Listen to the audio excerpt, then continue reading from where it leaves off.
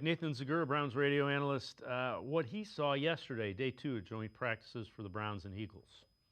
All the people who cover the Eagles said that the Browns got the best of them. And I think the real theme of those 2 days of those joint practices was that the Browns defensive line was dominant, game wrecking. I know Landon Dickerson wasn't out there. Lane Johnson was out there the first day, was not out there the second day.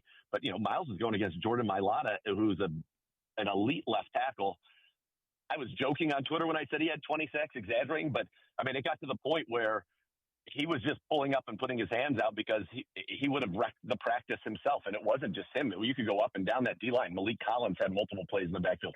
Mason Graham had multiple plays in the backfield.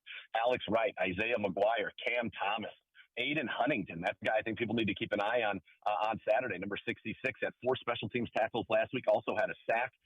And I'm telling you, the Browns like him. And so that defensive line, though, just top to bottom, I think was the real story. And then offensively, the Eagles defense, I think probably over the sum of the 2 days got the better of the Browns offense, but Joe Flacco really got it going towards the end of yesterday's session. There was a sequence where he hit Jerry Jeudy on a deep post who broke away from Quinyon Mitchell. That was definitely a touchdown. Then he throws a touchdown to David Njoku. Then they get the 2-point conversion. And so they were starting to hum a little bit, and that was certainly very, very fun to see.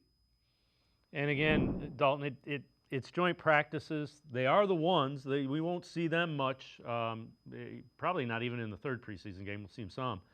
So it's a good sign. I wouldn't say it means, it's not guaranteed success, but you would rather have them do that than hear, man, they got overwhelmed by the defending Super Bowl champs.